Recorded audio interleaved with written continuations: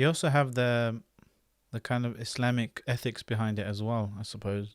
I mean, with someone in a someone who's written their own biography or who's put something out there in the public domain of themselves, that's understandable, kind of reporting that. But if Mm. somebody who maybe talking about someone in the past and mentioning their faults, Mhm. important as it is to the story, from an ethics point of view, what do you do there? Do you hide your brother's faults, for example? Maybe what's Yeah, it's his this reputation, it's his this is a rights, for very good example. point. It's a good point. It's Yeah. a good point. However, let's remember that perhaps the most scientific and the most committed historians when it comes to Islamic history are not Muslims. Mm. So if Muslims are not willing to look at, for example, the early wars, the civil wars in Islam, and to be Mm-hmm. critical about the facts that what actually happened, there are many Orientalists, there are many people who hate Islam who will not shy away. They don't have the same principles. Yeah. Right. So if we allow our Muslim youth to grow up in this sheltered and this really kind of superficious coating of reality, then what will happen is when they go to university later on, when they go Mm-hmm. into society, they're going to encounter these arguments and they have not been prepared whatsoever for what they come across. For example, a good example of that is the fact that Sayyidina Uthman, radiallahu anhu, he burned certain masahif. Yeah. He Yeah. burned. So if you had studied that beforehand from a Muslim source with the reality of actually Yeah. this was Yeah. not Mm. in various versions, it was just different qira'ats. Mm-hmm. Mm-hmm. When someone comes with malicious intent to confuse you or to derail you, you can already say, actually, I know about that story. I learned it from an Islamic source. And this Yeah, is yeah. what I mean, happened. that is all kind of understandable, and that's in fact in our own kind of discourse as well. I'm talking about, for example, sins that people commit. You know, um, because if I commit a sin and I'm trying to hide it, then and somebody kind of writes about it in current day and age, that's kind of a against my right. One of the The rights as a Muslim. But counter then if this argument is hundreds of years later, then the counter argument is this, mm, Dr. Salman, is that perfectly correct because at the end of the day, we're still Muslims yeah, and we have Muslim principles that override everything. But again, the argument remains if the Muslims are not prepared to talk about the realities, guess who's going to talk about it? The non Muslims. hmm, And they have the field day actually about that. So it's like an immunization of the mind. You have to have someone in the community who's prepared to have conversations based on facts. It's not mm, an attack on the personality.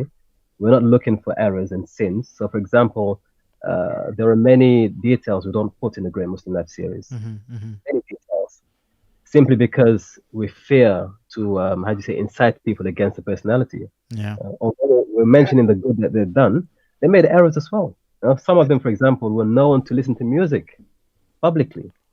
Had we mentioned that in the videos, many Muslims would turn around and say, "Oh, how could this person? We thought he was mm, great. He loved music."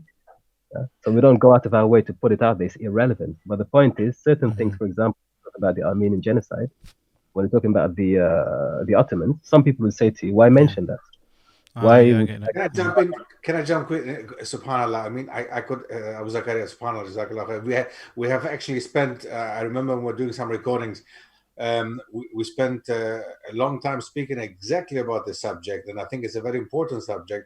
But not to misunderstand each other, because I Mm, think I kind of understand what you both try to say. mm, It's not about what you mentioned, Salman, before. You're absolutely right. It's not about coming out with this person committed this sin and did mm, this and that. That's not about that. It's just simply to make clear that when you put somebody up there, yeah. don't forget that it's still up somewhere there. It's a bit too high, maybe, because it's still a human being. It's not an angel.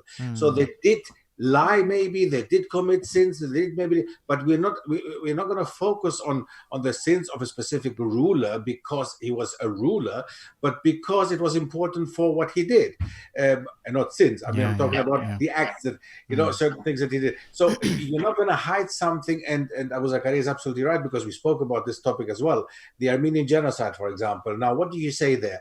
Do you take the Armenian genocide as something that the Ottoman Sultan did. Something was committed by the Muslim state, the Ottoman Caliphate. Was it like this, or do you come out with the truth, which actually was that it was not under Ottoman? It happened during the time of the Ottomans, but it did not happen by the Ottomans, and not with acceptance from the Ottoman Caliph himself. It was something that the Young Turks, the new nationalist movement of Turkey, did actually, which nowadays is ruling basically. So we have to go deep into these things, and this will affect certain people's mindsets, and this will affect certain people's thinking.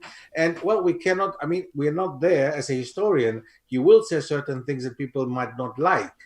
And I remember just some days back, I had an interview again with somebody from Turkey. And when I mentioned certain things in Turkey that I don't agree with, we cannot agree as Muslims, they got upset because I put Turkey in a bad light, or the certain aspect, that element I put in a bad light.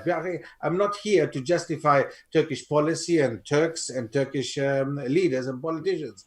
But we are here as historians to talk about as much as we can about facts.